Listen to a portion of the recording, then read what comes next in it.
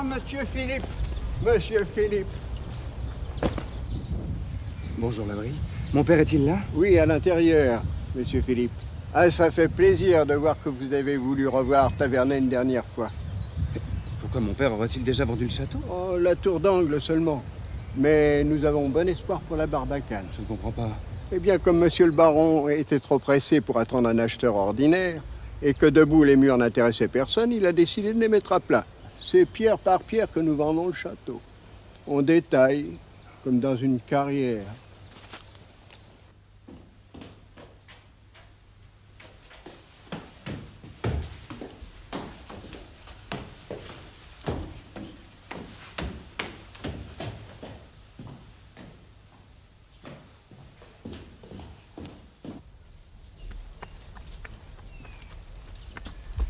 Il est temps d'abandonner vos préjugés, mon fils.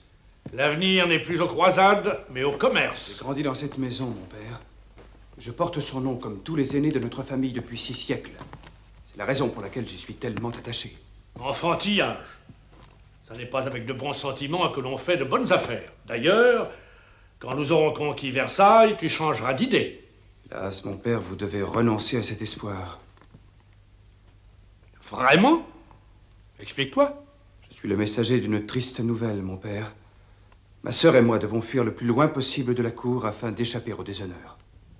Bien, quoi, tu renoncerais à l'espoir d'un régiment et ta sœur quitterait son tabouret simplement parce que vous avez la crainte du déshonneur? Oui, mon père. Tavernet, monsieur, ne craint rien ni personne. À exception d'une chose, mon père. La tache qui souillerait son nom. Hélas, par traîtrise, ce que nous a frappé. Votre fille est tombée dans un piège infâme. Mais explique-toi. Est-il nécessaire de préciser, mon père? André était victime d'un crime tramé dans l'ombre, exécuté dans l'ombre. Et c'est dans l'ombre aussi qu'il nous oblige à nous retirer. Attention, fils. Vous parlez bien facilement de crime et de déshonneur, mais ce sont des mots pour philosophes et on peut les interpréter différemment. La morale n'est pas une science exacte et il y a 1000 façons de comprendre son devoir. Je ne vous suis pas.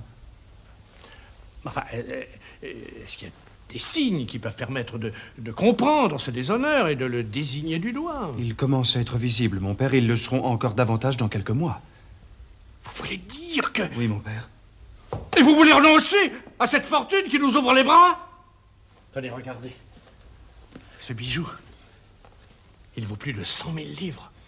Et ce n'est que le premier témoignage de la reconnaissance du roi. Taisez-vous, mon père, je crains de trop bien vous comprendre. L'affreux mystère maintenant s'éclaircit. Il est ignoble. Je n'ai pas de leçon à recevoir de vous, mon fils. 100 fois, au cours de 10 batailles, j'ai exposé ma vie pour le service du roi. Et si Sa Majesté me commande aujourd'hui de lui livrer ma fille, je n'ai qu'une réponse. Prenez, sire. Elle est à vous. De telles paroles relèvent André de l'obéissance qu'elle vous devait, monsieur. Oh, c'est à voir. C'est tout vu. Le malheur de ma sœur n'est plus votre affaire. Il est donc inutile de vous en apprendre davantage. Mais qu'est-ce à dire? De la révolte? Non pas, mon père. Mais plutôt comme un deuil. Aujourd'hui, vos enfants ont perdu leur père.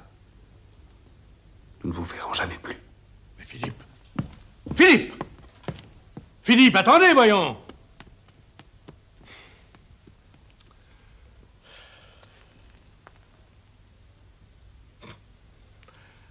L'imbécile.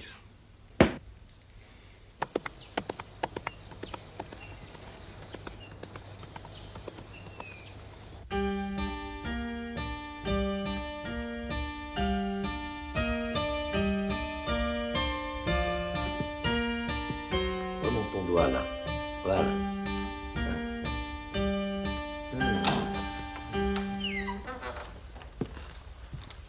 Monsieur le maréchal de Richelieu.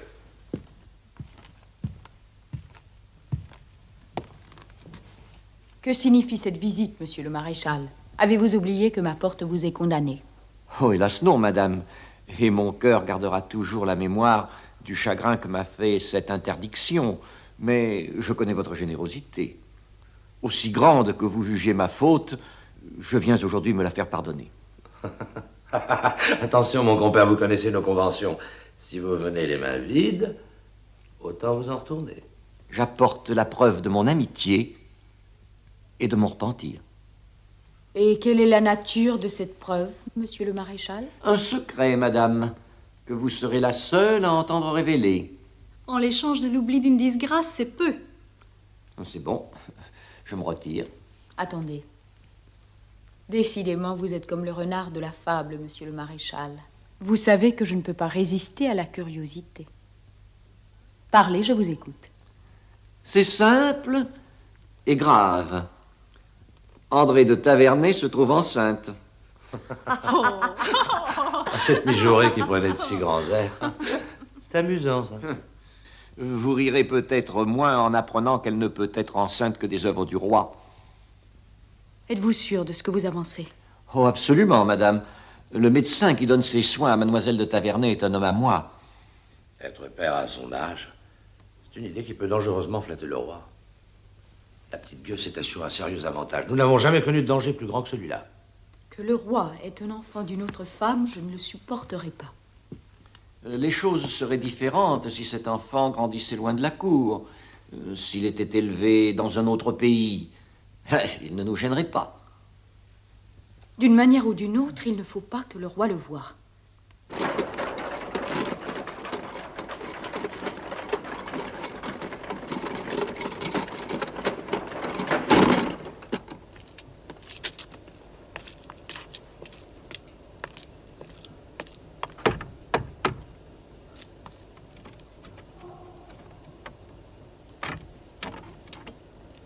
Qu'est-ce que c'est? On vient livrer le charbon de bois. La maison est fermée. La clé qui ouvre cette serrure s'appelle égalité.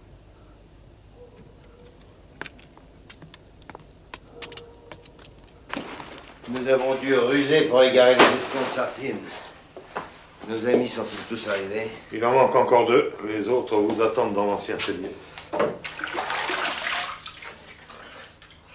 Et vous? Vous descendez aussi? Non, moi, quand il y a une porte à garder, je reste là. Vous avez cru récemment nécessaire de me demander compte de mes actions. Vous doutiez de mes méthodes. Et vous m'accusiez, en quelque sorte, de m'intéresser davantage aux frivolités de la cour qu'aux préparatifs de la Révolution. Nous t'avons accordé un délai, Balsamo, mais il expire aujourd'hui. Et nous n'attendrons pas plus longtemps tes explications. Soyez rassurés, je ne m'y déroberai pas. Les faits sont précis. Il s'agissait de couper le lien sentimental qui unissait le peuple au trône de France. Il fallait discréditer la couronne et amener le roi à décevoir, à humilier, à choquer. Il fallait que sa politique et sa vie privée déchaînassent la haine, le mépris, la colère. Il fallait, en un mot, que celui qui monta sur le trône sous le nom de Louis le Bien-Aimé devint le monarque le plus haï de l'histoire de France. C'est à cela, messieurs, que j'ai travaillé. Et voici le résultat. Aujourd'hui, les provinces sont privées de parlement. Les rentiers et les financiers boutent un régime qui les écrase d'impôts. Le peuple de Paris crache au passage des carrosses de la cour et traite ses filles publiques de du baril. Tout le monde en a assez. Chacun désire que cela change. Alors maintenant, nous pouvons construire, mes frères. Les fondations sont solides. Nous pouvons appeler aux armes et nous serons suivis. En ce cas, Balsamo, que nous reste-t-il à faire? Décider au plus vite de la date de l'insurrection. La hâte est mauvaise conseillère. Il faut réfléchir. Vous êtes en retard, messieurs. Maintenant, il faut agir. L'heure est à l'audace. Et la révolution au bout de nos fusils.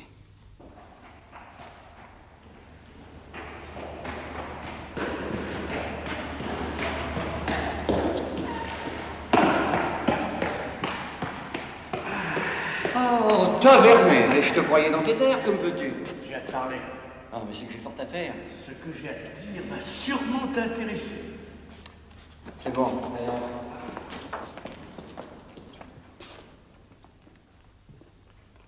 Bon, eh bien alors je t'écoute. Approche. Oh, diable tes mystères. Il n'est pas d'usage de créer les secrets d'État. Eh bien? André va être maire. Quoi? André va être maire. Oh, félicitations. Mais maire d'un enfant du roi. Non, mais tu en es sûr? Ça, absolument. Mais qui est au courant de cette affaire? Personne. À part mon fils et toi. Et André, naturellement. Et que comptes-tu faire? Eh bien, ma foi, avec ton aide, exploiter la situation. C'est-à-dire? Eh bien, faire admettre au roi que désormais, il fait partie de ma famille. Même s'il est entré par effraction. Ensuite? Obtenir le rang, les titres et les rentes que confère une telle parenté. C'est tout? Ah oui, pour moi, c'est tout. Quant à ma fille, il va de soi que l'enfant qu'elle porte lui permet d'espérer beaucoup de Sa Majesté. Vraiment? Le roi n'est plus très jeune, mon cher. Il n'a plus la même volonté qu'avant. Si tu le conseilles habilement, mais l'histoire oubliera la Pompadour. Elle négligera la du Barry et ne retiendra que la Tavernée. Sur le cœur d'un vieillard, régner est si facile. Qu'attends-tu de moi? Que tu me serves d'intermédiaire et que tu ailles parler au roi.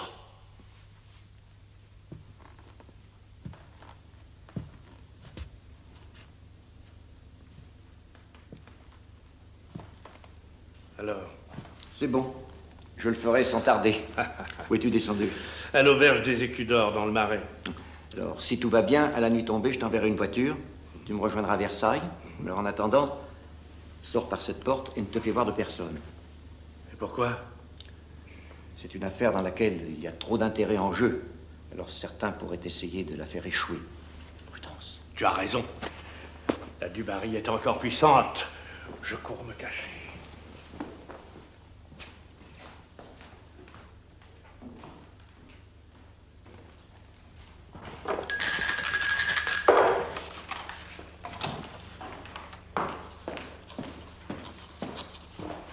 Monsieur le comte a sonné?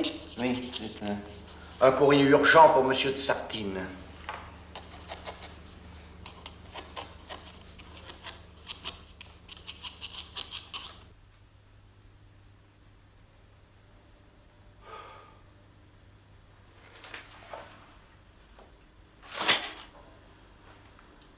Au secours! Au secours! Ouvrez-moi! Écoutez-moi! Ouvrez-moi! Oh, mon ami, je suis victime d'une erreur. Je suis le baron de Tavernée. Tu vas te taire, oui. Écoutez, je vous en prie, mon ami. Sortez-moi de là. Impossible. Tu es noté comme dangereux. Mais par qui? Par ceux qui t'ont amené ici. Et où suis-je ici? À la Bastille. C'est une maison très convenable. Et l'on y a horreur du tapage de nuit. Si tu ne te tiens pas tranquille, on te mettra au cachot dans le fond des souterrains. C'est ce que tu veux? Non, non, non, je me tairai. Je vous le promets. Il vaut mieux que tu tiennes parole, car tu vas avoir de la visite. Alors un conseil, sois poli. Le lieutenant de police a horreur des prisonniers qui se tiennent mal. Oui, oui. Oui, qui? Oui, monsieur le geôlier. Très bien. Avec le temps, on finira par t'éduquer.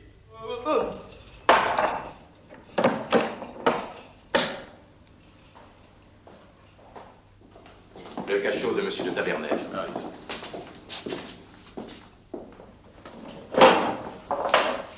Attendez-moi ici. Alors, monsieur de Tavernée, il paraît qu'on conspire. Moi? C'est écrit clairement sur votre lettre de cachet. Mais c'est un mensonge! Qui sait? Je vous en donne ma parole! Voilà qui change tout. Puisque c'est ainsi, je vous crois. Alors, dans ce cas, monsieur de Sartine, je vous en supplie, faites-moi sortir d'ici. Cela me paraît difficile, cher monsieur. Mais je suis victime d'une machination. C'est ce coquin de maréchal qui m'a trahi. Sans doute. Et tout ça pour se réconcilier avec la du Barry. C'est évident. Alors vous admettez donc que je ne suis pas coupable? Les prisons d'État sont remplies d'innocents, cher monsieur. La coutume veut pourtant qu'ils y finissent leur vie. Je n'ai donc aucune chance. Si. Laquelle? M'obéir. J'obéirai, je vous le jure. Pacifiste, baron. Il faut bien réfléchir avant de donner votre réponse. Jurer d'obéir à un policier, c'est comme entrer en religion. Il faut avoir la foi. Mais je l'aurai. Même si je vous demandais de m'aider à perdre un homme. Demandez-moi d'en perdre 100, d'en perdre 1000. Sur l'honneur, monsieur le lieutenant de police, si vous m'aidez à sortir d'ici, je les perdrai tous. Je ne peux plus te donner asile ici, Gilbert. Je dois quitter cette maison. Pour où partez-vous, monsieur? Vers la gloire, peut-être, ou vers la mort. Nul ne le sait. Je t'offre de partager cette aventure avec nous. Tu pourras y combattre pour tes idées. Il n'y aurait rien d'aussi exaltant que de lutter à vos côtés pour mon idéal et de combattre jusqu'à la mort. Mais je dois refuser. Car il faut que je me consacre à un devoir encore plus impérieux. Quel devoir? Pardonnez-moi, mais c'est un secret. Nous le respecterons. Mais un conseil, Philippe de Tavernay te recherche toujours. Sois très prudent. Oui, je serai sur mes gardes. Voici la dot que je t'avais promise. Fais-en bon usage. J'espère un jour pouvoir vous prouver ma reconnaissance et me montrer digne de votre générosité.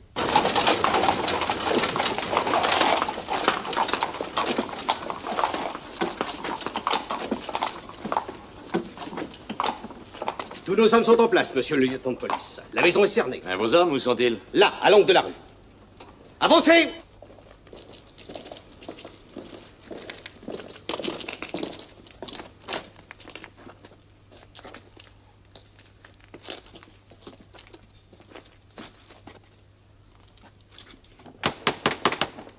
Au nom du roi, ouvrez!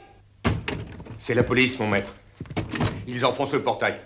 Il ne faut pas qu'ils vous prennent. Cachez-vous dans le couloir secret. C'est inutile, Fritz. Ils sonderaient les murs jusqu'à ce qu'ils me trouvent. Fuyez tous les deux. Non, mon maître, je reste avec vous. Je reste. C'est un ordre, Fritz. Et tu me répondras de ce garçon. Allons, viens.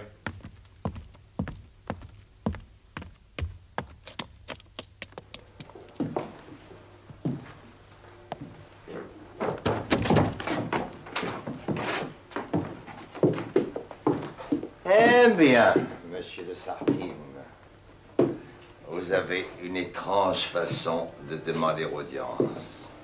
Joseph Balsamo, alias comte de Phénix. Un tribunal d'exception vient d'être constitué pour vous juger cette nuit même. Ceci en raison de la gravité de l'accusation qui pèse contre vous.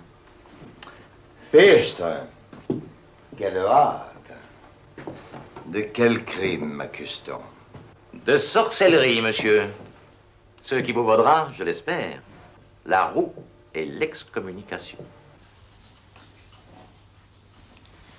Dans quelles conditions avez-vous été amené à connaître l'accusé? La foudre avait tué un des chevaux de sa voiture et il m'avait demandé l'hospitalité. Le tonnerre qu'il poursuivait était un signe. J'aurais dû me méfier. Quel fut son comportement ce soir-là? D'abord étrange, puis par la suite inquiétant. Il raconta qu'il n'avait pas d'âge, car son âme avait le privilège de voyager dans des corps différents.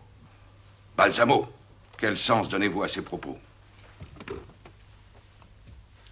Celui d'une plaisanterie de salon. Je le crus tout d'abord, mais ce qu'il avançait, monsieur, il le prouva. De quelle façon? Eh bien, il me raconta avec force détail la mort du lieutenant des barreaux, un de mes compagnons de tranchée au siège de Philipsbourg. Je m'étonnais, car seul le défunt et moi pouvions connaître les détails qui précédèrent le décès. C'est simple, répondit-il. À l'époque, le lieutenant des barreaux, c'était moi. Balsamo, comment expliquez-vous ce mystère? En le niant, monsieur, car il n'y en a pas. Mettez-vous en doute la parole de monsieur de Tavernay? Sa parole, certes non, mais sa mémoire, oui, monsieur. Il est vrai que le baron fut le seul témoin de la mort de Desbarreaux, mais c'est justement à ce titre qu'il rédigea un rapport à son supérieur, le maréchal de Richelieu. Ce rapport figure dans les archives du régiment, n'importe qui peut le lire. Et, à l'occasion, s'amuser comme moi de la crédulité de monsieur de Tavernay. Vous expliquerez moins facilement par quel miracle vous avez prédit l'avenue de mon fils et la visite de madame la dauphine à Tavernay. Cela, en effet, est une preuve de pouvoir particulier. Simplement celui de dépasser un équipage qui s'arrête en raison du mauvais temps et par voie de conséquence d'arriver avant lui. Expliquez-vous plus clairement. Sur le parcours de son Altesse royale, tous les chevaux étaient requis. Je demandai donc à l'un des officiers commandant l'escorte quelle étape il avait prévue pour le lendemain. C'est lui qui m'informa du désir de Madame la Dauphine de s'arrêter à Taverney. Il m'était donc facile de prédire ce que par avance on m'avait annoncé. Dans quel but jouiez-vous les devins? Simplement celui de m'amuser. Alors c'était également pour rire, mais cette fois aux dépens de Madame la Dauphine que vous avez prédit l'avenir de son Altesse royale. Chacun connaît l'esprit, la sagesse, la piété de Madame la Dauphine. Qui donc ici, messieurs, pourrait imaginer son Altesse royale faisant un pacte avec le diable? Et risquant de perdre son âme en l'écoutant dire la bonne aventure? Il y avait des témoins, messieurs. Et si ma parole ne vous suffit pas, vous pourrez en trouver une plus illustre, celle du cardinal de Rohan. Accusé, qu'avez-vous à répondre à cela? Ma foi, messieurs, bien des choses. Avouez tout d'abord que je fais un bien curieux sorcier. Monsieur de Taverney m'accuse de connaître l'avenir. Croyez bien que si j'avais pu deviner qu'il me traînerait un jour devant un tribunal, je me serais bien gardé de faire le fanfaron devant lui. Il fait appel au témoignage du cardinal de Rohan. Sachez, messieurs, que son éminence m'a fait plusieurs fois l'honneur de visiter mon laboratoire et qu'il a béni mes travaux. Vos affirmations ne sont pas des preuves. J'ai là, messieurs, le reçu d'une forte somme en or que j'ai remise au cardinal pour ses œuvres de charité. Greffier, donnez-nous ce reçu.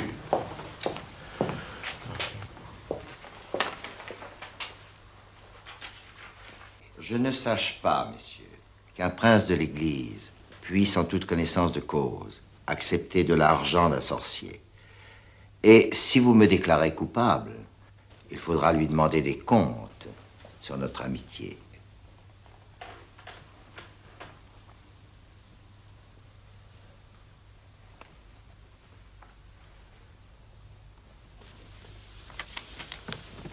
Devant ce fait nouveau, le tribunal se retire pour délibérer.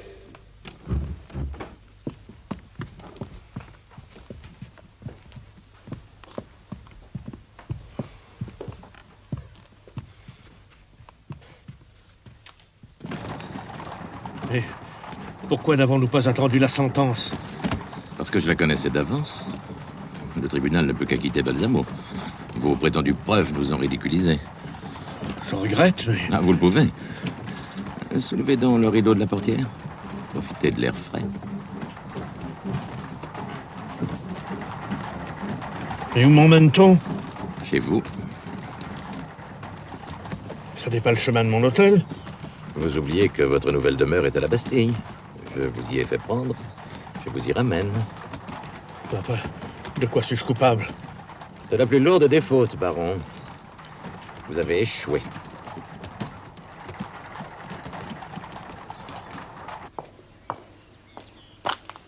Eh bien, docteur? La date de l'accouchement approche. Vous n'avez pas à vous inquiéter. Nous n'avons pas de secret pour vous, docteur. Comme vous devez le savoir, ma sœur refuse de s'occuper de l'enfant. Elle a ses raisons et je n'ai pas à la juger. Que comptez-vous faire de l'enfant? Le garder. Je l'élèverai moi-même, mais il portera mon nom. Bien entendu, je vous serai obligé de me trouver une nourrice. Et puis-je vous donner mon avis? Certes. Vous êtes encore très jeune, monsieur le chevalier. Cet enfant n'est pas le vôtre. Ça suffit, monsieur. Dans les veines de cet enfant coulera malgré tout le sang des Taverney. Pour moi, il est sacré.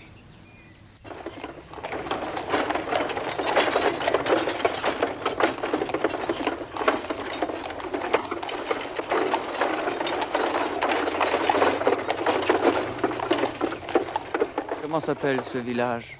Aramon. Comme il est tranquille et paisible. Quel site merveilleux. Ah, ça peut plaire, je dis pas. Mais c'est un peu éloigné de la grande route. Il ne passe jamais personne par ici. Il y a peut-être un notaire par ici. Ah, ici non, plus loin, à Villers-Cotterêts. Conduisez-moi chez lui. Hop.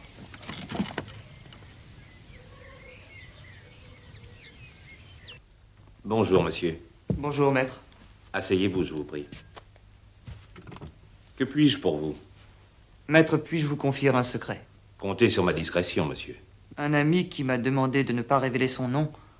Vous pouvez me croire si je vous dis que c'est un homme de cœur. s'intéresse vivement à un enfant dont il désire assurer l'avenir. C'est un sentiment fort louable, monsieur. Bien entendu, la mère. Il n'en sera jamais question. C'est bien souvent le cas dans ces sortes d'affaires. Je vous remets 3 billets à ordre de 10 000 livres chacun, en tout 30 000.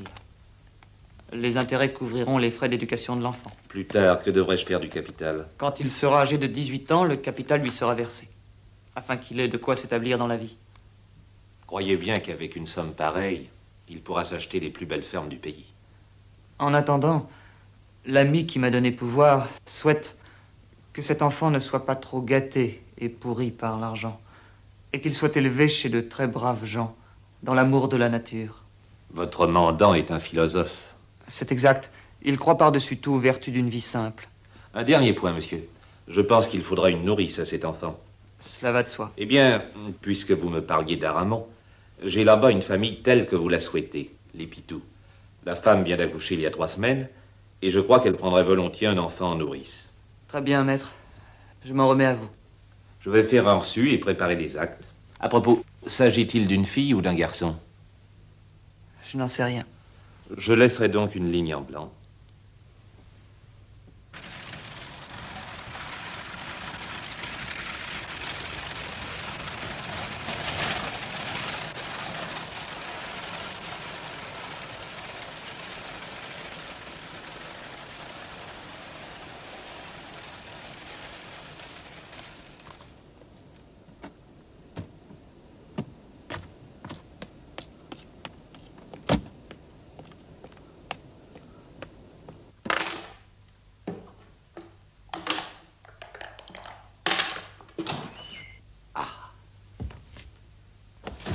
Plus une minute à perdre, hein? Mais où est la comtesse? Jeanne, mais elle est à Versailles. Le roi est malade depuis quelques jours. Il l'a fait appeler. C'est bien le moment. Enfin, que se passe-t-il? Le docteur Louis m'a envoyé un coursier. André de Tavernay est entré dans les douleurs. Avant 2 heures, son enfant sera né. Pardieu, maréchal, vous vous agitez comme si vous en étiez le père. Ah, mais la comtesse m'a prévenu. Si le coup rate, c'est moi qui paierai les pots cassés, alors je voudrais bien savoir comment vous allez opérer. Par nous-mêmes. C'est-à-dire?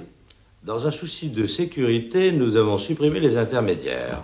Mais qu'est-ce que ça signifie, enfin? Mais le docteur Louis a besoin d'aide. Nous y avons pourvu. Voilà la nourrice. Et voici le cocher.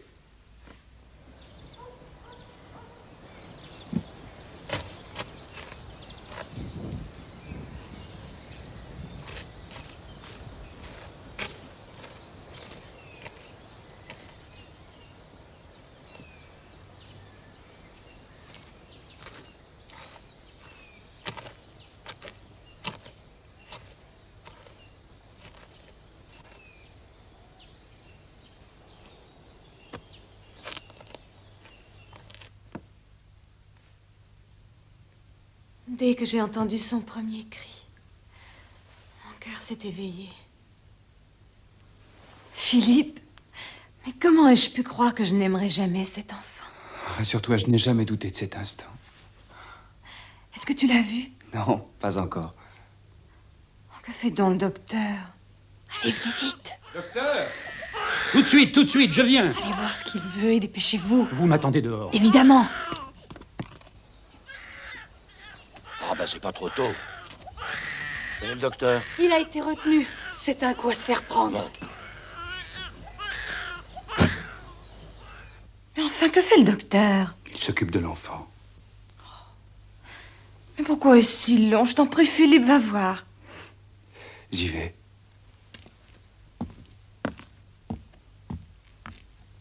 Bon, ben tant pis pour lui, hein.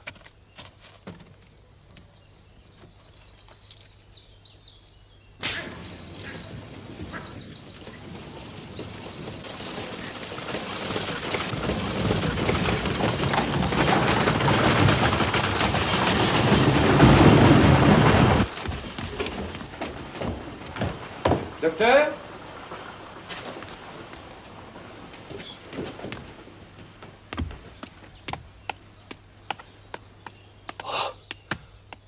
Misérable, où est l'enfant? Qui l'a pris? Je ne sais pas. Cette ignorance te coûtera la vie! Je ne voulais pas. On m'a obligé. Que m'importe! L'enfant a été enlevé sur l'ordre de la comtesse du Barry. Mais je ne sais pas où il est.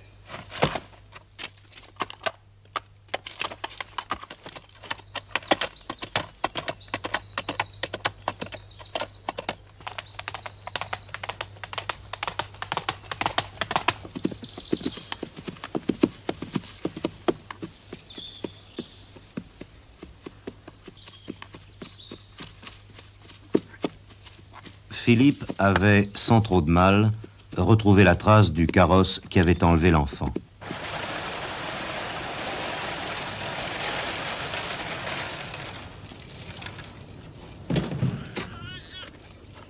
Non, je monte avec l'enfant dans ma chambre.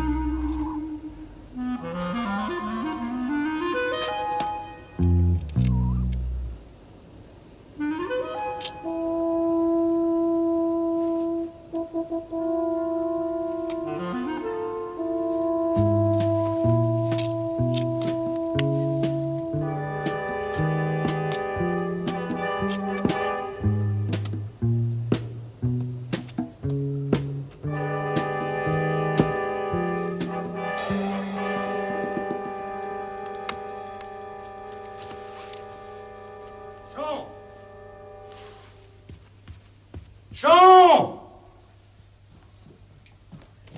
Chon, où es-tu? Ici. Ah! Mais qu'est-ce que tu fais? Ça fait 1 heure que je te Ne cherche. fais pas tant de bruit, il dort comme un ange. Sottise, quelle heure est-il? Presque 9 heures. Et Jeanne qui n'est toujours pas là. Tu connais le roi? Au moindre rhume, il croit qu'il va mourir et se fait dorloter comme un enfant. Ah ouais, depuis ce matin, il a eu le temps. Oui, mais cette fois-ci, le mal semble vraiment grave. Et Jeanne ne pourra pas le quitter avant qu'il s'endorme. Et si le sommeil ne le prend pas, tu ne crois pas qu'on va garder cet enfant ici toute la nuit? Jeanne a été formelle, elle veut le voir. Mais pourquoi, enfin? Curiosité, caprice, appelle ça comme tu voudras. C'est insensé.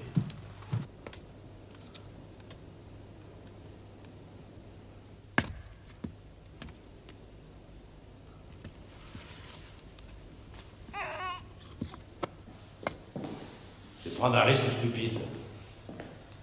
Gardez cet enfant ici. Je crois bien que si je l'écoutais que moi... Eh bien quoi, que ferais-tu? J'irais noyer ce matin dans la rivière, comme un petit chat. Que se passe-t-il? Lâchez-moi! Oh!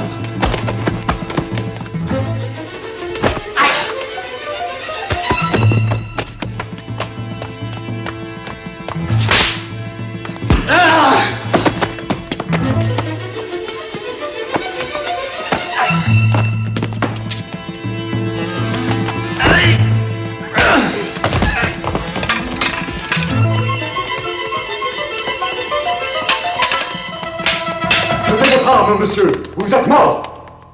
Tu parles en maître, l'ami, et c'est juste. Car tu vaux mieux que ce prétendu gentilhomme qui a besoin pour se battre du sang de ses laquais. Oh! Arrêtez! Ça suffit, retirez-vous. Qu'on m'apporte mon épée. Monsieur de Tavernay me doit une revanche, et voici trop longtemps que je l'attends. Jean, tu es fou.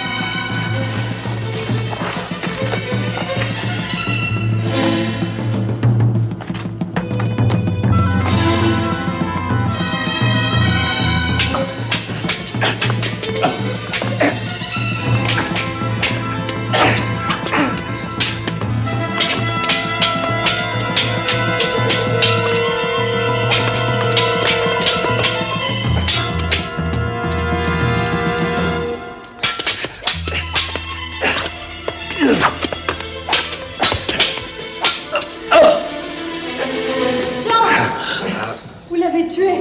Rassurez-vous, madame, rien ne s'accroche mieux à la terre que la mauvaise herbe. Mais si vous ne voulez pas que j'achève votre frère, rendez-moi aussitôt l'enfant. C'est bon. Suivez-moi.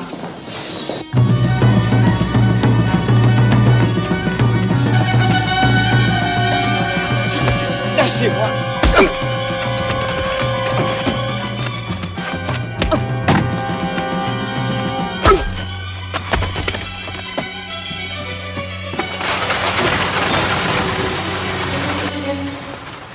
Oh mon Dieu. Où que tu l'emportes, je te retrouverai.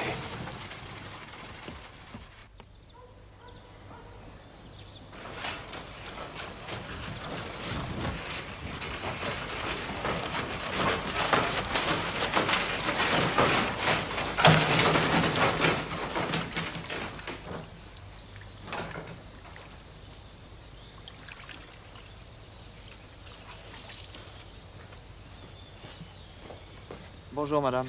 Bonjour, monsieur. Vous êtes madame Pitou? Non, je suis Angélique, sa sœur. Madeleine est dans le jardin. Madeleine!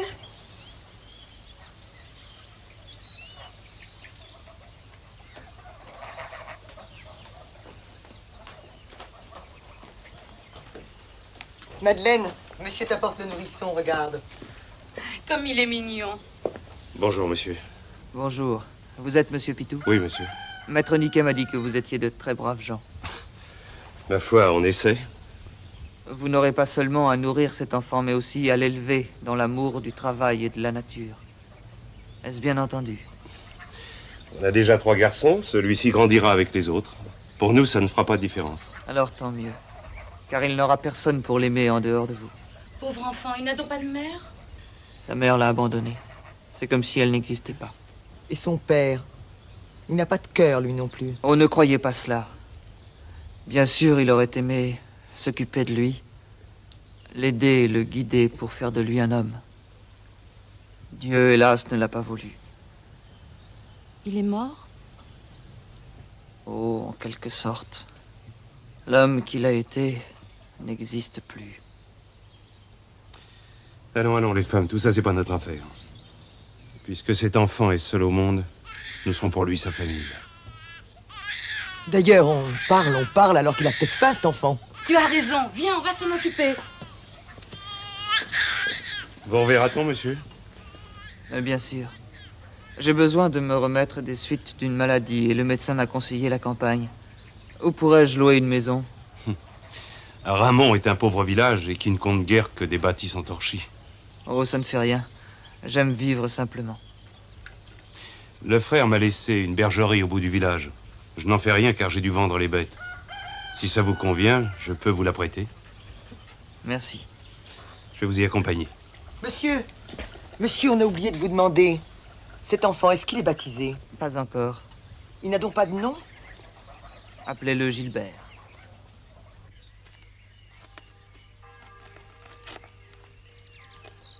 Ah, vous voilà enfin, mon cher comte. Je désespérais de vous voir car l'on vous disait en voyage. Votre éminence a souhaité ma présence, cela suffisait pour que j'accoure ici. C'est décidément fort utile de connaître un sorcier. L'Église aurait plus d'intérêt à se les adjoindre qu'à les brûler. Je suis à vos ordres, éminence. Vous n'avez qu'à parler. Son Altesse royale, Madame la Dauphine, désire aider le chevalier de Tavernay à quitter la France. Elle m'a remis le passeport sans lequel il ne pourrait y parvenir. Je ne puis compter que sur vous pour le retrouver. Pourrais-je interroger sa sœur, André de Tavernay? Mais très facilement, car elle est dans ce couvent depuis hier. Mais elle ignore tout de la retraite de son frère. Ce serait perdre votre temps. Faites-moi conduire auprès d'elle, éminence. Ce que je lui demanderai, elle le saura. Par quel miracle? Une bizarrerie de la nature, éminence. Mademoiselle de Tavernay a le don de voir à distance. Vous m'effrayez, comte. N'est-ce pas un pouvoir démoniaque? Veuillez m'accompagner, éminence. Vous en jugerez vous-même. Pour moi, tout ce qui se trouve sur la terre, c'est Dieu qui l'a voulu. Eh bien, que la volonté de Dieu soit faite. Allons. Bien décidé à se venger, Philippe était maintenant sur la piste de Gilbert.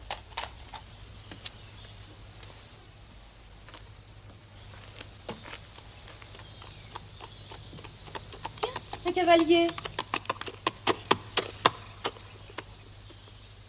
Encore un voyageur qui se sera trompé de chemin au carrefour. Je demanderai à Pitou d'y planter un poteau pour indiquer la route de Villers. Jamais de la vie. On ne verrait plus passer personne. Ceux qui s'égarent ici perdent leur temps. Peut-être, mais moi au moins ça me donne l'occasion de bavarder un peu. Je vous demande pardon, mesdames, pourriez-vous me dire comment se nomme ce village? Aramon. Pour Villers, c'était de l'autre côté.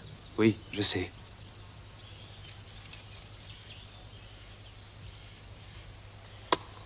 Vous avez affaire par ici?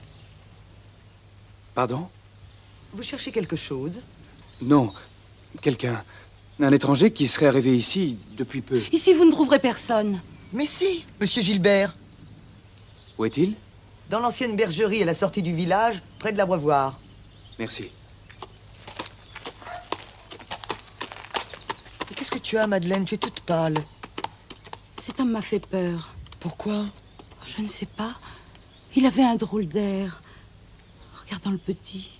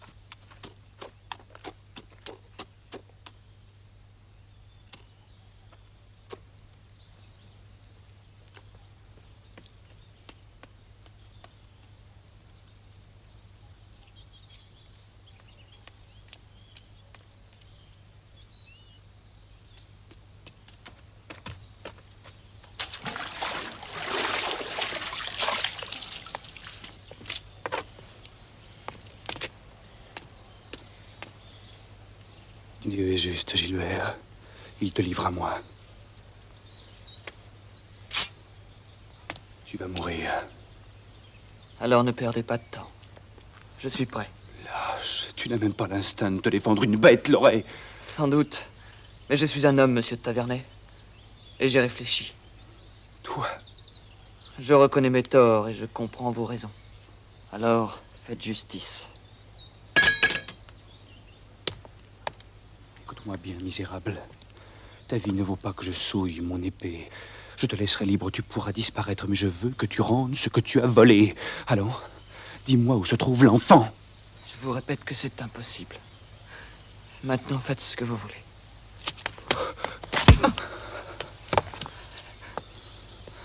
Oh!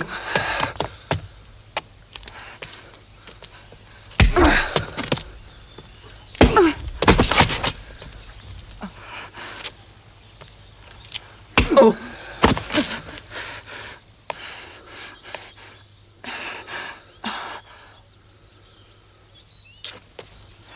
Je serai sans pitié, Gilbert. Si tu ne me rends pas cet enfant, je fais le serment de te tuer. Il a été pris de convulsions. Il est mort dans mes bras dès le lendemain de l'accouchement. J'ai enterré son cadavre dans le verger près de la mare.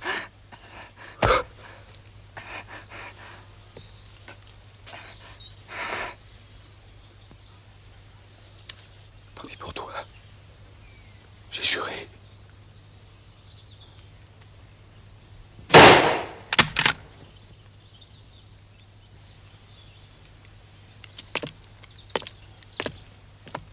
Voici votre passeport, monsieur. Vous trouverez dehors un cheval frais. Galopez jusqu'à Dieppe et rendez-vous au port. Le 3 mâles Albatros doit faire voile sur l'Amérique. Il n'attend plus que vous pour appareiller. De quel droit, monsieur, me donnez-vous des ordres? Ce ne sont pas les miens, monsieur, mais ceux de Madame la Dauphine. Elle vous ordonne de vivre. Et si vous aviez commis ce crime, on vous aurait pendu.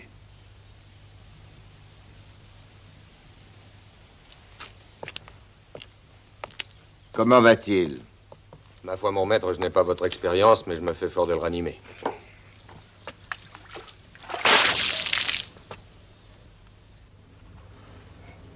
Oui, mais il y a 2 régiments de Suisse pour défendre Versailles.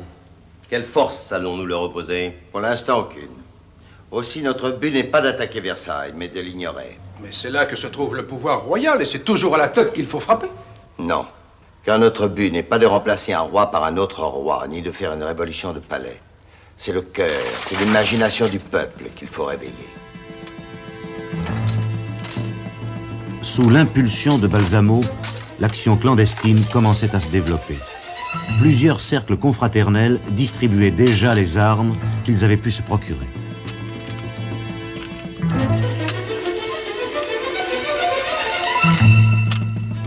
Pour que la France entière nous suive, il suffira de lui offrir Paris.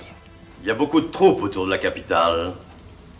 Que feront les garnisons? Celle de Vincennes nous est toute acquise. Si l'on ordonne de tirer sur la foule, les sergents arrêteront leurs officiers. Et que faites-vous de l'artillerie du Châtelet? Cette nuit, ce sont des hommes à nous qui montent la garde. Avant l'aube, toutes les réserves de poudre seront mouillées. Les canons resteront muets. Encore une fois, réfléchissons avant d'agir. Nos effectifs sont trop faibles pour s'emparer de Paris. C'est pourquoi ils sont tous concentrés sur un seul objectif. Et lequel? Celui qui, pour les Parisiens, est le symbole de l'arbitraire et de la tyrannie. Celui qui les rassemblera dans la même haine et les fera danser de joie en le voyant détruit. La Bastille, messieurs. La Bastille? Quoi, vous voulez prendre la Bastille? Demain, 10 mai 1774, 6 heures du matin. Et après l'avoir prise, que se passera-t-il? Tout le peuple de Paris sera avec nous. Et la France entière nous suivra. Dans des ateliers, des caves, des remises de certaines maisons, des instructions précises étaient données aux volontaires. Et quelques scènes se déroulèrent dont le lieutenant de police n'eut jamais connaissance.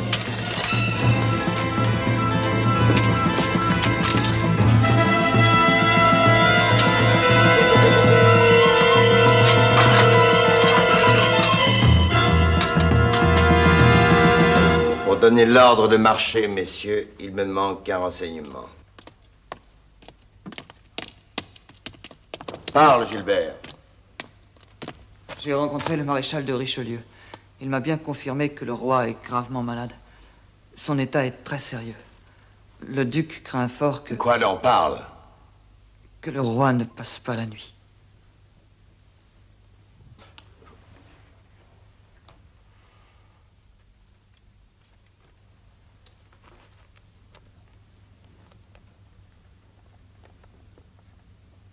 Balsamo venait de comprendre que la mort du roi remettait tout en cause.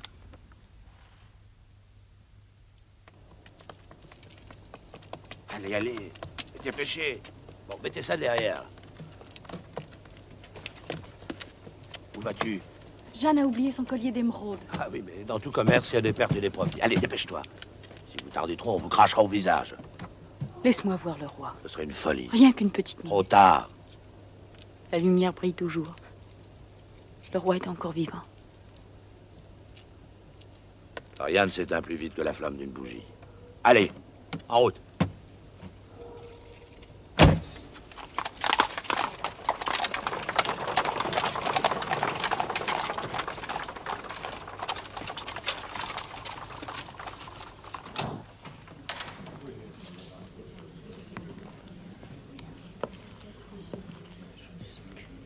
Messieurs, le roi est mort. Oh. Vive le roi! Vive le roi! Vive le roi!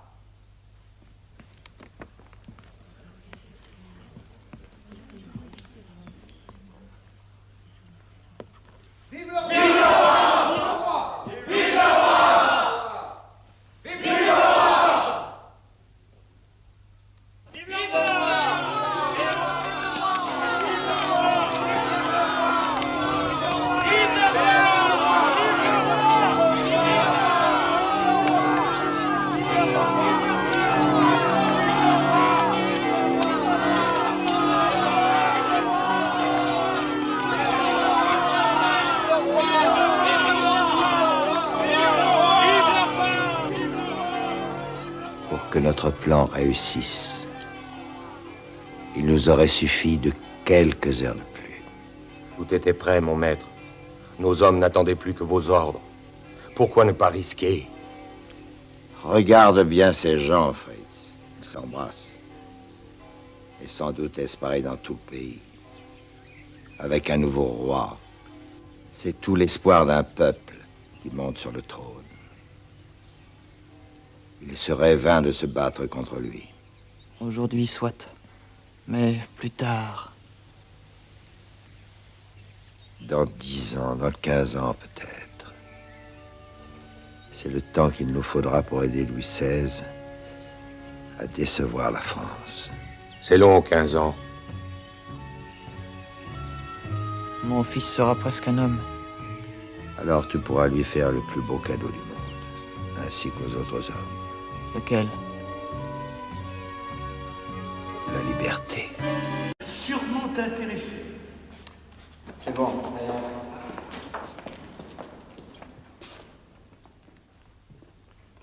Bon, eh bien alors je t'écoute.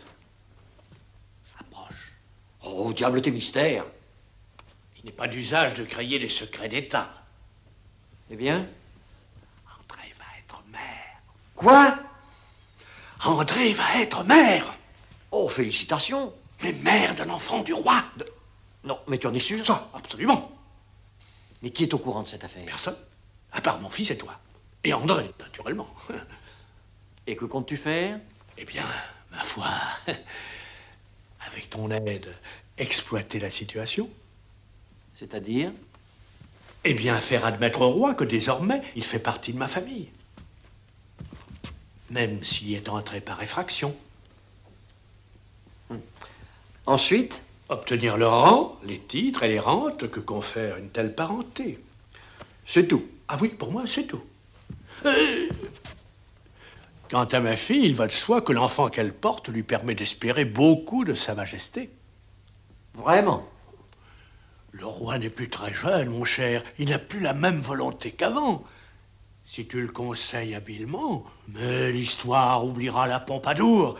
Elle négligera la Dubarry et ne retiendra que la Tavernée.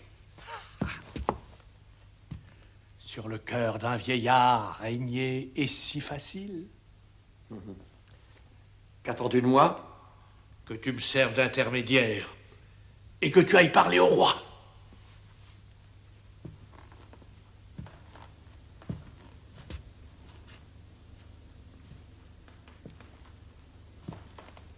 Alors? C'est bon. Je le ferai sans tarder. Où es-tu descendu? À l'auberge des Écus d'Or, dans le Marais. Alors, si tout va bien, à la nuit tombée, je t'enverrai une voiture. Tu me rejoindras à Versailles. Alors, en attendant, sors par cette porte et ne te fais voir de personne. Et pourquoi? C'est une affaire dans laquelle il y a trop d'intérêt en jeu. Alors, certains pourraient essayer de la faire échouer. Prudence. Tu as raison. La Dubarry est encore puissante. Je cours me cacher.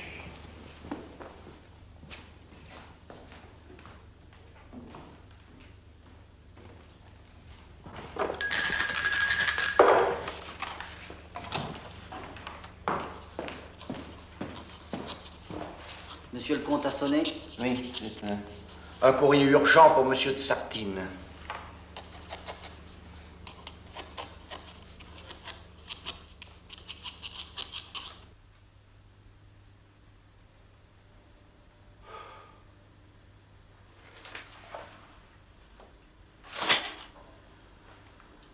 Au secours!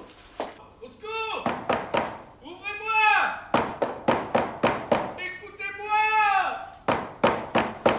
Ouvrez-moi! Oh, mon ami, je suis victime d'une erreur. Je suis le baron de Taverney. Tu vas te taire, oui. Écoutez, je vous en prie, mon ami. Sortez-moi de là. Impossible. Tu es noté comme dangereux. Mais par qui? Par ceux qui t'ont amené ici. Et où suis-je ici? À la Bastille. C'est une maison très convenable.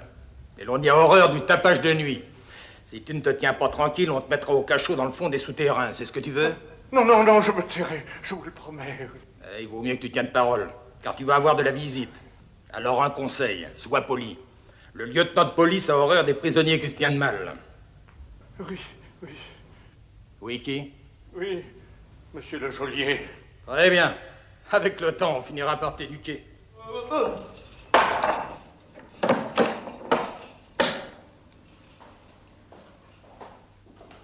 Le cachot de monsieur de Taverney.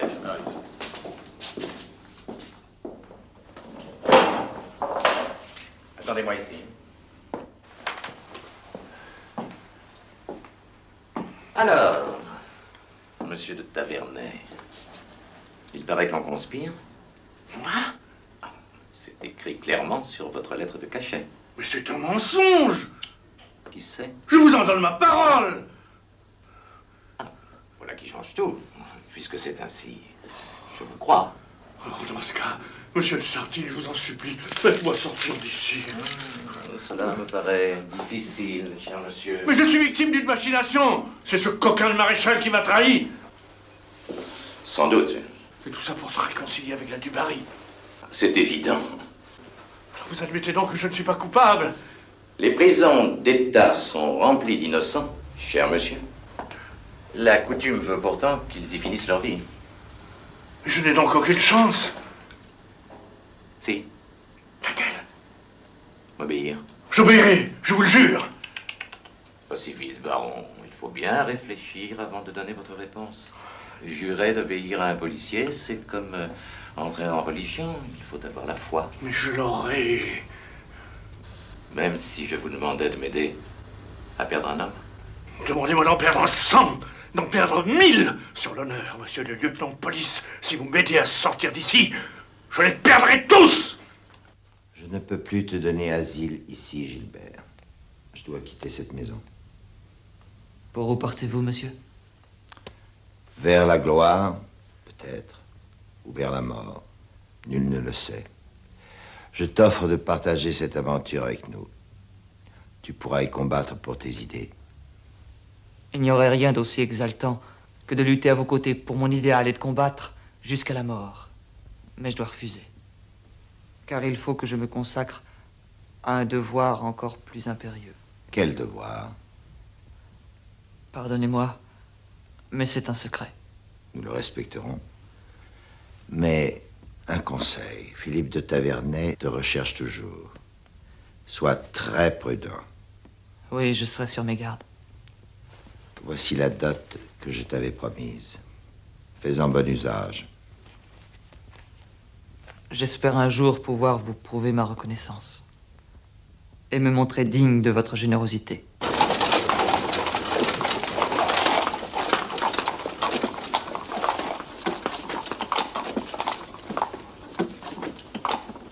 Tous nos hommes sont en place, monsieur le lieutenant de police. La maison est cernée. Vos hommes, où sont-ils? Là, à l'angle de la rue. Avancez!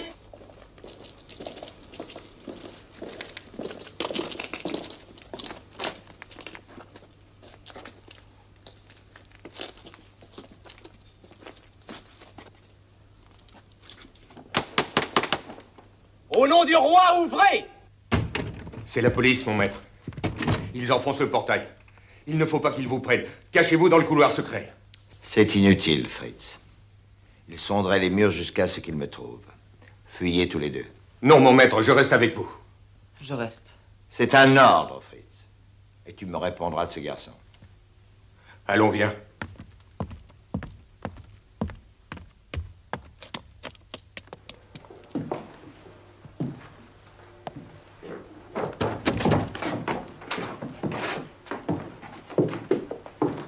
Eh bien, monsieur de Sartine, vous avez une étrange façon de demander audience. Joseph Balsamo, alias comte de Phénix. Un tribunal d'exception vient d'être constitué pour vous juger cette nuit même. Ceci en raison de la gravité de l'accusation qui pèse contre vous. Fichtre, quelle hâte. De quel crime m'accuse-t-on? De sorcellerie, monsieur. Ce qui vous vaudra, je l'espère, la roue et l'excommunication. Dans quelles conditions avez-vous été amené à connaître l'accusé? La foudre avait tué un des chevaux de sa voiture et il m'avait demandé l'hospitalité. Le tonnerre qu'il poursuivait était un signe. J'aurais dû me méfier. Quel fut son comportement ce soir-là? D'abord étrange, puis par la suite inquiétant. Il raconta qu'il n'avait pas d'âge, car son âme avait le privilège de voyager dans des corps différents. Balsamo, quel sens donnez-vous à ces propos? Celui d'une plaisanterie de salon. Je le crus tout d'abord, mais ce qu'il avançait, monsieur, il le prouva. De quelle...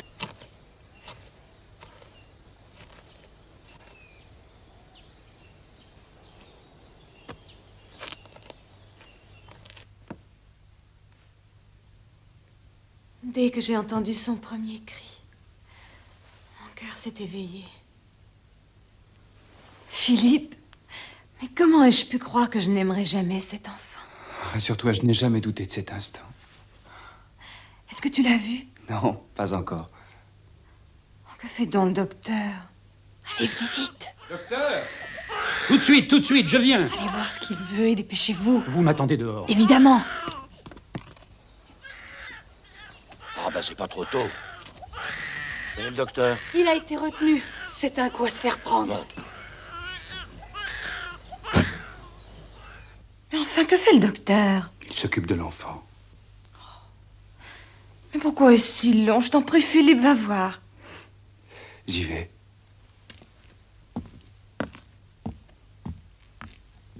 Bon, ben tant pis pour lui, hein.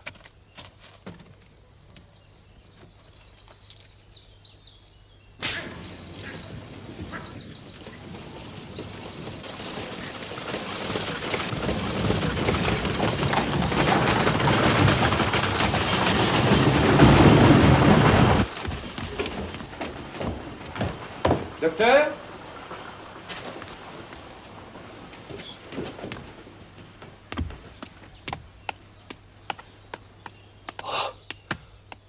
Misérable, où est l'enfant? Qui l'a pris? Je ne sais pas. Cette ignorance te coûtera la vie! Je ne voulais pas. On m'a obligé. Que m'importe! L'enfant a été enlevé sur l'ordre de la comtesse du Barry. Mais je ne sais pas où il est.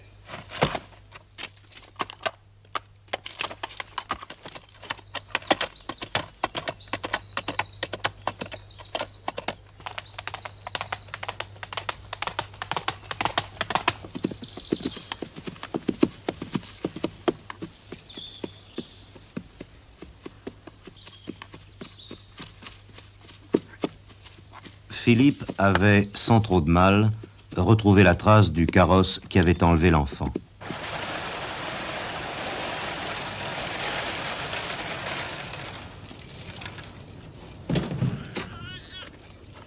Non, je monte avec l'enfant dans ma chambre.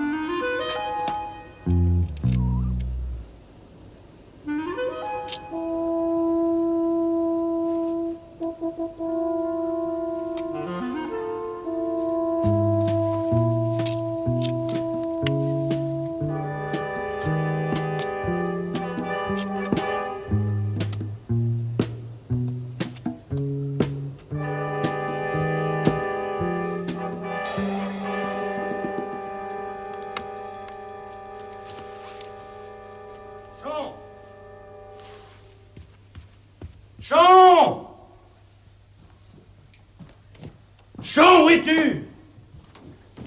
Ah, mais qu'est-ce que tu fais? Ça fait 1 heure que je te Ne cherche. fais pas tant de bruit, il dort comme un ange. Sottise, quelle heure est-il? Presque 9 heures. Et Jeanne qui n'est toujours pas là. Tu connais le roi?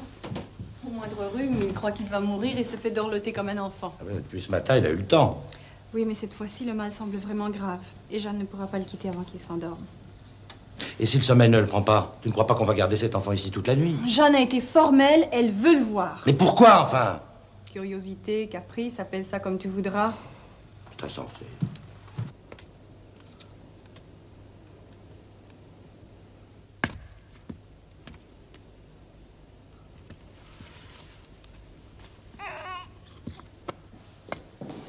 C'est prendre un risque stupide.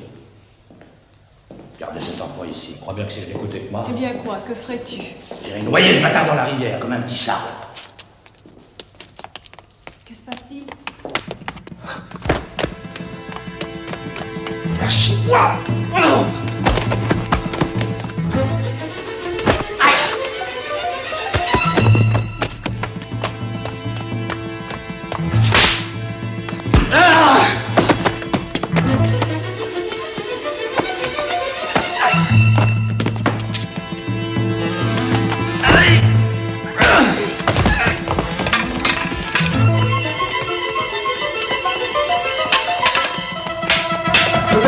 Monsieur, vous êtes mort! Tu parles en maître, l'ami, et c'est juste. Car tu vaux mieux que ce prétendu gentilhomme qui a besoin pour se battre du sang de ses laquais. Oh! Arrêtez! Ça suffit, retirez-vous. Qu'on m'apporte mon épée. Monsieur de Tavernay me doit une revanche, et voici trop longtemps que je l'attends. Jean, tu es fou.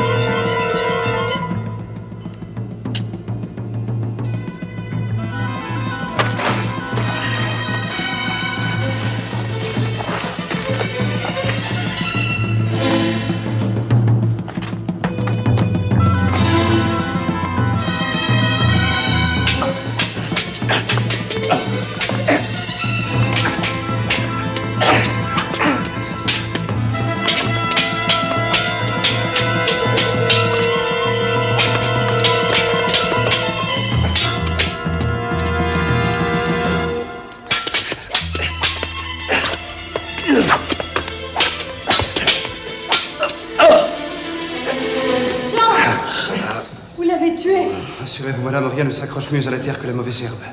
Mais si vous ne voulez pas que j'achève votre frère, rendez-moi aussitôt l'enfant. C'est bon. Suivez-moi.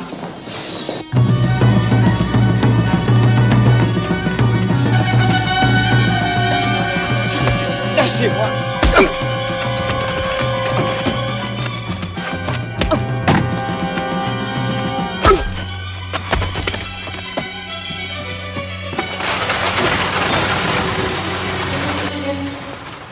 Oh mon Dieu! Où que tu l'emportes, je te retrouverai.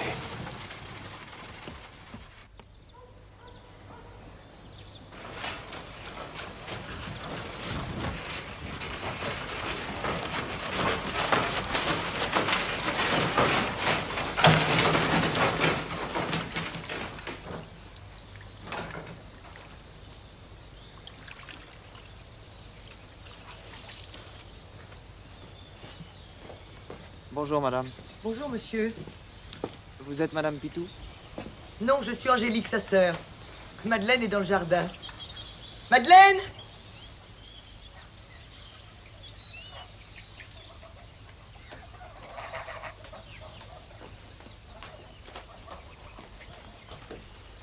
Madeleine, monsieur t'apporte le nourrisson, regarde.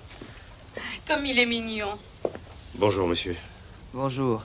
Vous êtes monsieur Pitou? Oui, monsieur. Maître Niquet m'a dit que vous étiez de très braves gens. Ma foi, on essaie.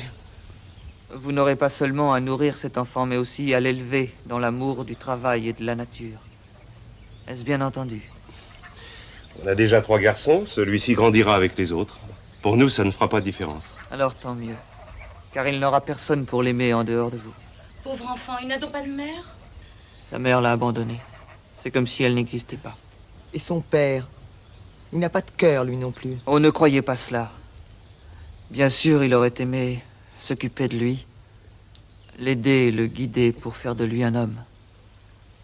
Dieu, hélas, ne l'a pas voulu. Il est mort? Oh, en quelque sorte. L'homme qu'il a été n'existe plus. Allons, allons, les femmes, tout ça, c'est pas notre affaire. Puisque cet enfant est seul au monde, nous serons pour lui sa famille. D'ailleurs, on parle alors qu'il a peut-être faim, cet enfant. Tu as raison. Viens, on va s'en occuper. Vous reverra-t-on, monsieur? Bien sûr. J'ai besoin de me remettre des suites d'une maladie et le médecin m'a conseillé la campagne. Où pourrais-je louer une maison? Ramon est un pauvre village et qui ne compte guère que des bâtisses entorchis. Oh, ça ne fait rien. J'aime vivre simplement. Le frère m'a laissé une bergerie au bout du village. Je n'en fais rien car j'ai dû vendre les bêtes. Si ça vous convient, je peux vous la prêter. Merci. Je vais vous y accompagner. Monsieur, on a oublié de vous demander. Cet enfant, est-ce qu'il est baptisé? Pas encore. Il n'a donc pas de nom? Appelez-le Gilbert.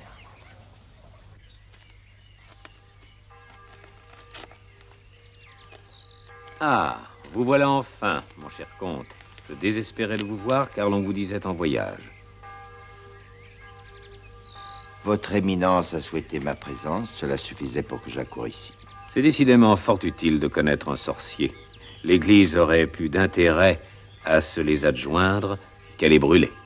Je suis à vos ordres, éminence. Vous n'avez qu'à parler. Son Altesse royale, Madame la Dauphine, désire aider le chevalier de Tavernay à quitter la France. Elle m'a remis le passeport sans lequel il ne pourrait y parvenir. Je ne puis compter que sur vous pour le retrouver.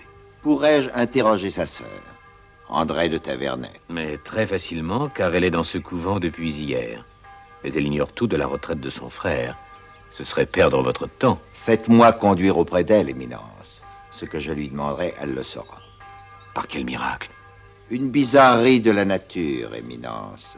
Mademoiselle de Tavernay a le don de voir à distance. Vous m'effrayez, comte. N'est-ce pas un pouvoir démoniaque? Veuillez m'accompagner, éminence. Vous en jugerez vous-même. Pour moi, tout ce qui se trouve sur la terre, c'est Dieu qui l'a voulu. Eh bien, que la volonté de Dieu soit faite. Allons. Bien décidé à se venger, Philippe était maintenant sur la piste de Gilbert.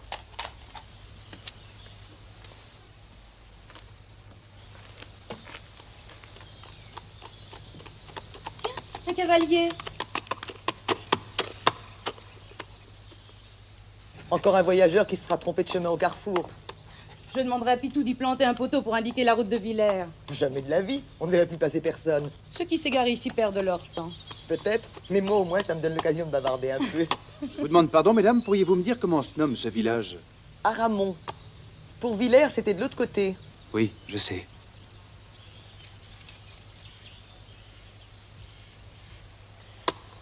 Vous avez affaire par ici? Pardon? Vous cherchez quelque chose? Non, quelqu'un.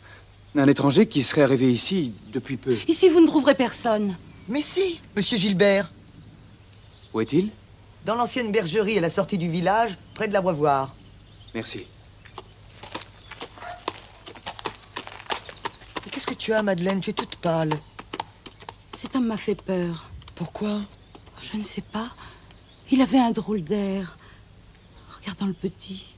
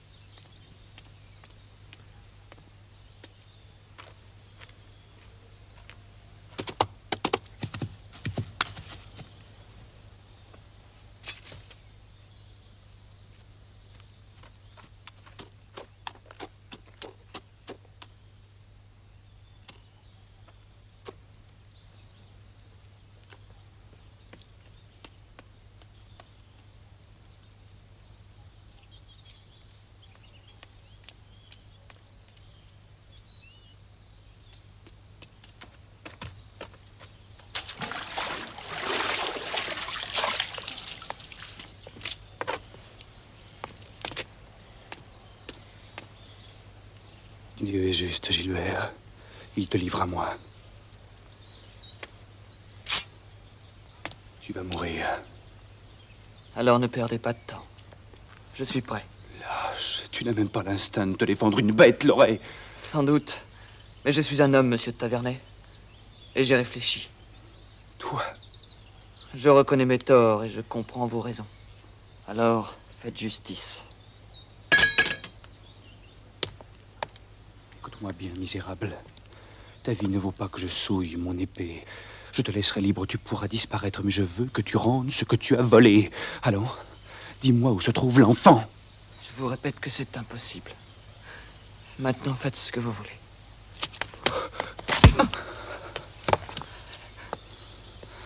Oh!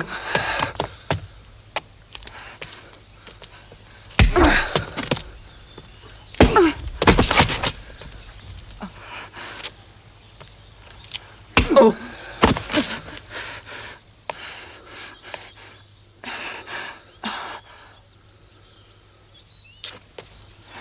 Je serai sans pitié, Gilbert. Si tu ne me rends pas cet enfant, je fais le serment de te tuer. Il a été pris de convulsions. Il est mort dans mes bras dès le lendemain de l'accouchement. J'ai enterré son cadavre dans le verger près de la mare.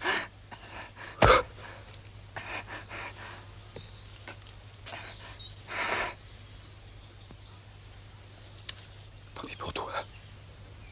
J'ai juré.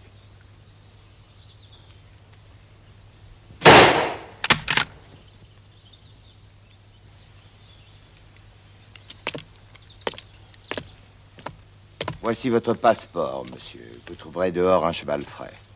Galopez jusqu'à Dieppe et rendez-vous au port. Le 3 mâles Albatros doit faire voile sur l'Amérique. Il n'attend plus que vous pour appareiller. De quel droit, monsieur, me donnez-vous des ordres? Ce ne sont pas les miens, monsieur, mais ceux de Madame la Dauphine. Elle vous ordonne de vivre. Et si vous aviez commis ce crime, on vous aurait pendu.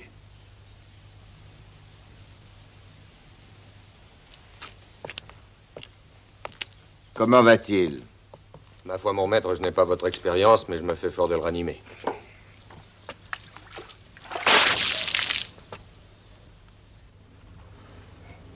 Oui, mais il y a 2 régiments de Suisse pour défendre Versailles. Quelle force allons-nous leur opposer? Pour l'instant, aucune.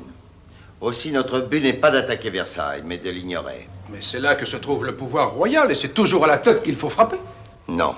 Car notre but n'est pas de remplacer un roi par un autre roi, ni de faire une révolution de palais. C'est le cœur, c'est l'imagination du peuple qu'il faut réveiller. Sous l'impulsion de Balsamo, l'action clandestine commençait à se développer. Plusieurs cercles confraternels distribuaient déjà les armes qu'ils avaient pu se procurer.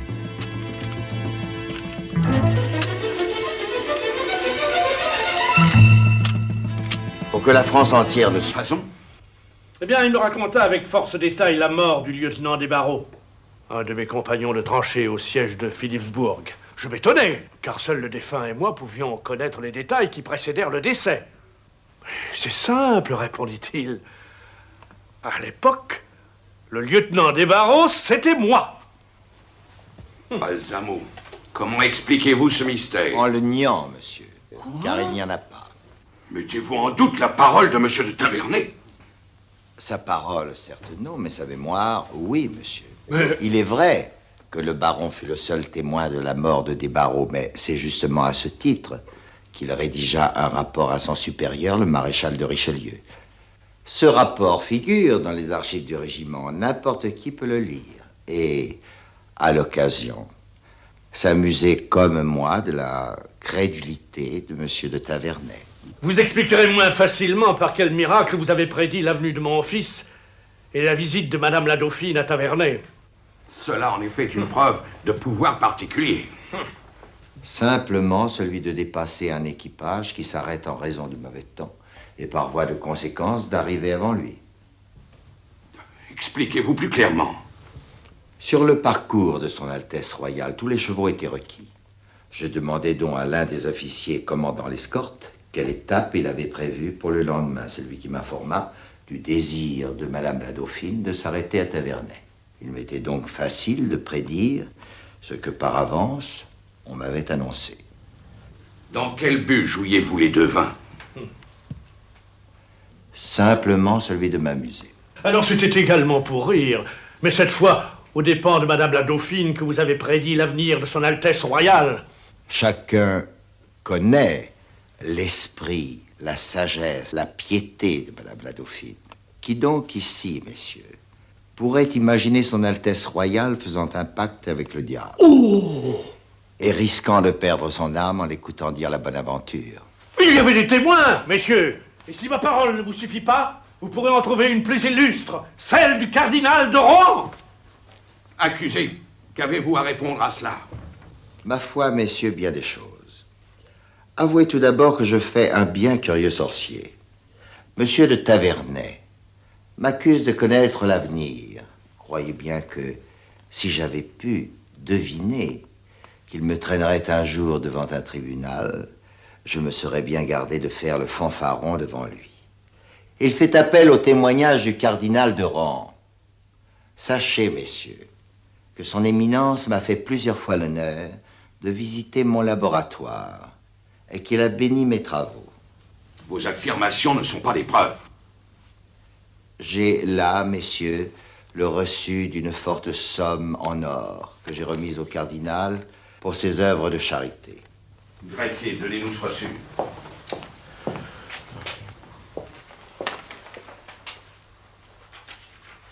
Je ne sache pas, messieurs, qu'un prince de l'Église puisse, en toute connaissance de cause, accepter de l'argent d'un sorcier. Et si vous me déclarez coupable, il faudra lui demander des comptes sur notre amitié.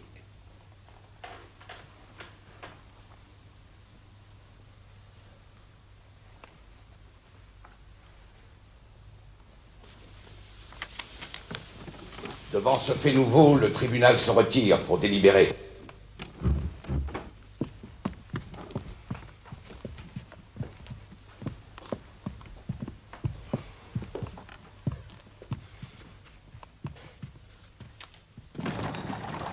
Mais pourquoi n'avons-nous pas attendu la sentence? Parce que je la connaissais d'avance. Le tribunal ne peut qu'acquitter Balsamo. Vos prétendues preuves nous ont ridiculisés. Je regrette, mais... Ah, vous le pouvez. Soulevez donc le rideau de la portière. Profitez de l'air frais. Et où m'emmène-t-on? Chez vous. Ça n'est pas le chemin de mon hôtel? Vous oubliez que votre nouvelle demeure est à la Bastille. Je vous y ai fait prendre. Je vous y ramène. Enfin, de quoi suis-je coupable? De la plus lourde des fautes, baron. Vous avez échoué.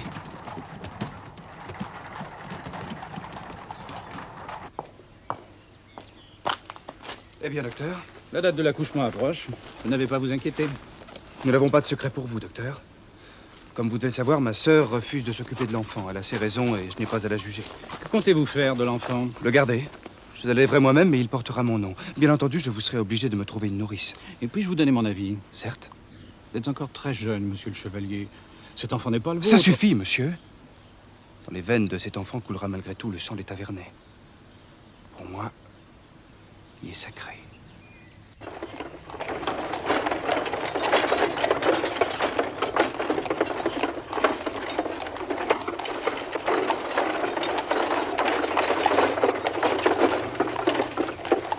Comment s'appelle ce village? Aramon. Comme il est tranquille et paisible. Quel site merveilleux. Ah, ça peut plaire, je dis pas. Mais c'est un peu éloigné de la grande route. Il ne passe jamais personne par ici. Il y a peut-être un notaire par ici. Ah, ici, non. Plus loin, à Villers-Cotterêts. Conduisez-moi chez lui. Hop.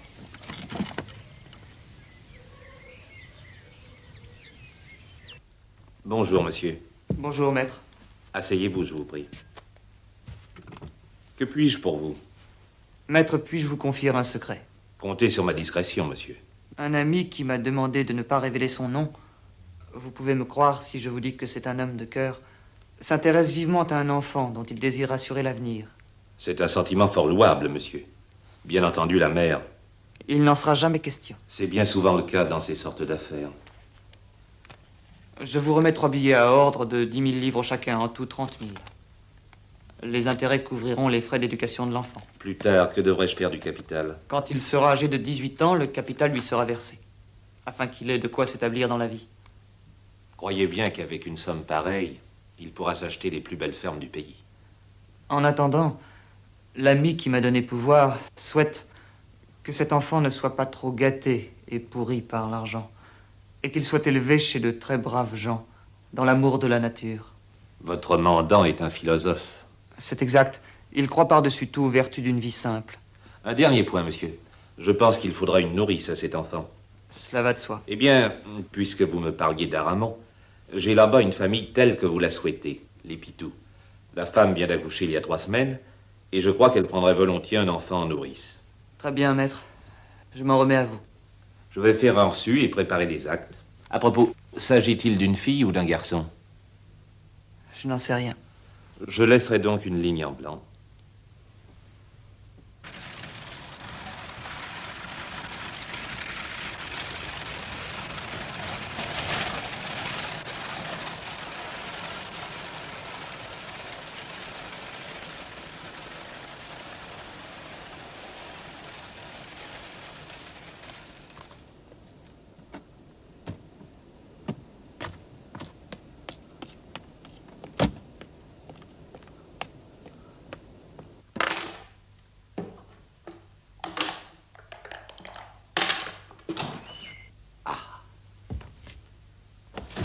Plus une minute à perdre, hein?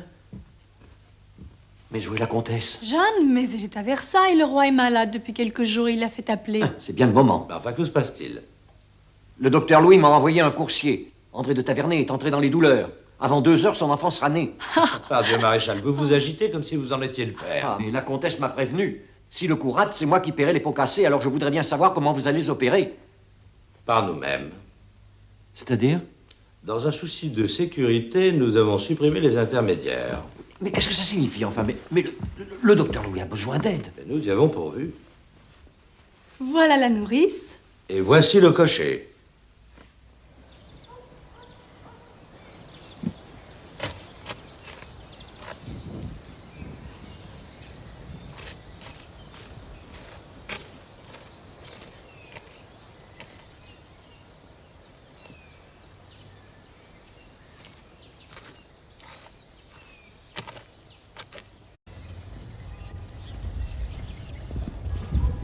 Ah, monsieur Philippe. Monsieur Philippe. Bonjour, Lavrille. Mon père est-il là? Oui, à l'intérieur, monsieur Philippe.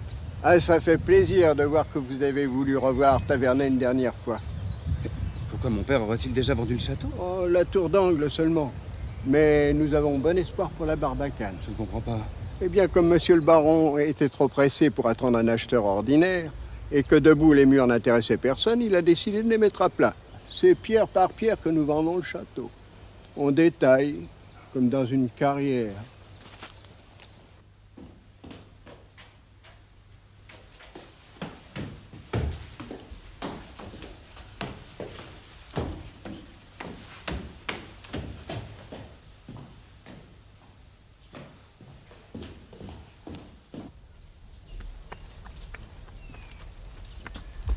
Il est temps d'abandonner vos préjugés, mon fils. L'avenir n'est plus aux croisades, mais au commerce. J'ai grandi dans cette maison, mon père. Je porte son nom comme tous les aînés de notre famille depuis 6 siècles. C'est la raison pour laquelle j'y suis tellement attaché. Enfantillage. Ça n'est pas avec de bons sentiments que l'on fait de bonnes affaires. D'ailleurs, quand nous aurons conquis Versailles, tu changeras d'idée. Hélas, mon père, vous devez renoncer à cet espoir. Vraiment? Explique-toi. Je suis le messager d'une triste nouvelle, mon père. Ma sœur et moi devons fuir le plus loin possible de la cour afin d'échapper au déshonneur. Bien, quoi, tu renoncerais à l'espoir d'un régiment et ta sœur quitterait son tabouret simplement parce que vous avez la crainte du déshonneur? Oui, mon père. Tavernay, monsieur, ne craint rien ni personne. Exception d'une chose, mon père. La tache qui souillerait son nom. Hélas, par traîtrise, ce que nous a frappé. Votre fille est tombée dans un piège infâme. Mais explique-toi. Est-il nécessaire de préciser, mon père? André était victime d'un crime tramé dans l'ombre, exécuté dans l'ombre. Et c'est dans l'ombre aussi qu'il nous oblige à nous retirer. Attention, mon fils. Vous parlez bien facilement de crime et de déshonneur, mais ce sont des mots pour philosophes et on peut les interpréter différemment. La morale n'est pas une science exacte et il y a 1000 façons de comprendre son devoir. Je ne vous suis pas. Enfin, est-ce qu'il y a des signes qui peuvent permettre de comprendre ce déshonneur et de le désigner du doigt? Ils commencent à être visibles, mon père, et ils le seront encore davantage dans quelques mois. Vous voulez dire que... Oui, mon père. Et vous voulez renoncer à cette fortune qui nous ouvre les bras? Tenez, regardez. Ce bijou, il vaut plus de 100 000 livres. Et ce n'est que le premier témoignage de la reconnaissance du roi. Taisez-vous, mon père, je crains de trop bien vous comprendre. L'affreux mystère maintenant s'éclaircit. Il est ignoble. Je n'ai pas de leçon à recevoir de vous, mon fils. 100 fois, au cours de 10 batailles, j'ai exposé ma vie pour le service du roi. Et si Sa Majesté me commande aujourd'hui de lui livrer ma fille, je n'ai qu'une réponse. Prenez, sire. Elle est à vous. De telles paroles relèvent André de l'obéissance qu'elle vous devait, monsieur. Oh, c'est à voir. C'est tout vu. Le malheur de ma sœur n'est plus votre affaire. Il est donc inutile de vous en apprendre davantage. Mais qu'est-ce à dire? De la révolte? Non pas, mon père. Mais plutôt comme un deuil. Aujourd'hui, vos enfants ont perdu leur père. Nous ne vous verrons jamais plus. Mais Philippe... Philippe! Philippe, attendez, voyons!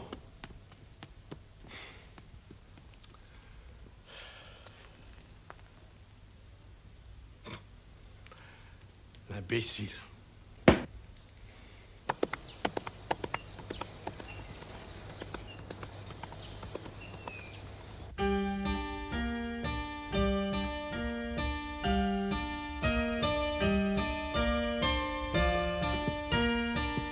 Remonte ton doigt, là. Voilà.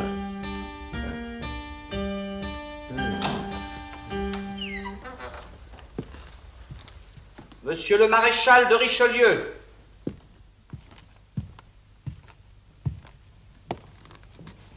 Que signifie cette visite, monsieur le maréchal? Avez-vous oublié que ma porte vous est condamnée? Oh, hélas non, madame. Et mon cœur gardera toujours la mémoire du chagrin que m'a fait cette interdiction. Mais je connais votre générosité. Aussi grande que vous jugez ma faute, je viens aujourd'hui me la faire pardonner. Attention, mon compère, vous connaissez nos conventions. Si vous venez les mains vides, autant vous en retourner. J'apporte la preuve de mon amitié et de mon repentir. Et quelle est la nature de cette preuve, monsieur le maréchal? Un secret, madame, que vous serez la seule à entendre révéler. En l'échange de l'oubli d'une disgrâce, c'est peu. C'est bon, je me retire. Attendez. Décidément, vous êtes comme le renard de la fable, monsieur le maréchal. Vous savez que je ne peux pas résister à la curiosité. Parlez, je vous écoute. C'est simple et grave. André de Tavernay se trouve enceinte. Cette mijaurée qui prenait de si grands airs. C'est amusant, ça. Vous rirez peut-être moins en apprenant qu'elle ne peut être enceinte que des œuvres du roi. Êtes-vous sûr de ce que vous avancez? Oh, absolument, madame. Le médecin qui donne ses soins à mademoiselle de Tavernay est un homme à moi. Être père à son âge, c'est une idée qui peut dangereusement flatter le roi. La petite gueule s'est assurée un sérieux avantage. Nous n'avons jamais connu de danger plus grand que celui-là. Que le roi est un enfant d'une autre femme, je ne le supporterai pas. Les choses seraient différentes si cet enfant grandissait loin de la cour. S'il était élevé dans un autre pays, il ne nous gênerait pas. D'une manière ou d'une autre, il ne faut pas que le roi le voie.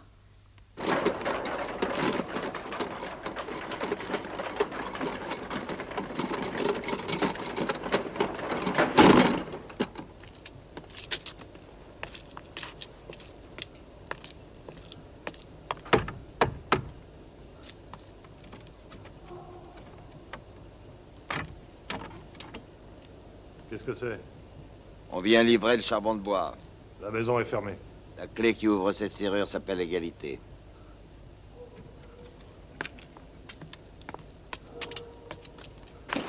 Nous avons dû ruser pour égarer les escomptes sardines.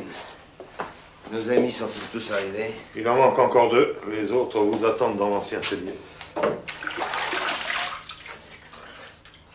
Et vous? Vous descendez aussi? Non, moi, quand il y a une porte à garder, Je reste là. Vous avez cru récemment nécessaire de me demander compte de mes actions. Vous doutiez de mes méthodes. Et vous m'accusiez, en quelque sorte, de m'intéresser davantage aux frivolités de la cour qu'aux préparatifs de la Révolution. Nous t'avons accordé un délai, Balsamo, mais il expire aujourd'hui. Et nous n'attendrons pas plus longtemps tes explications. Soyez rassurés, je ne m'y déroberai pas. Les faits sont précis. Il s'agissait de couper le lien sentimental qui unissait le peuple au trône de France. Il fallait discréditer la couronne et amener le roi à décevoir, à humilier, à choquer. Il fallait que sa politique et sa vie privée déchaînassent la haine, le mépris, la colère. Il fallait, en un mot, que celui qui monta sur le trône sous le nom de Louis le Bien-Aimé devint le monarque le plus haï de l'histoire de France. C'est à cela, messieurs, que j'ai travaillé. Et voici le résultat. Aujourd'hui, les provinces sont privées de parlement. Les rentiers et les financiers boutent un régime qui les écrase d'impôts. Le peuple de Paris crache au passage des carrosses de la cour et traite ses filles publiques de du Barry. Tout le monde en a assez. Chacun désire que cela change. Alors maintenant, nous pouvons construire, mes frères. Les fondations sont solides. Nous pouvons appeler aux armes et nous serons suivis. En ce cas, Balsamo, que nous reste-t-il à faire? Décider au plus vite de la date de l'insurrection. La hâte est mauvaise conseillère. Il faut réfléchir. Vous êtes en retard, messieurs. Maintenant, il faut agir. L'heure est à l'audace. Et la révolution au bout de nos fusils.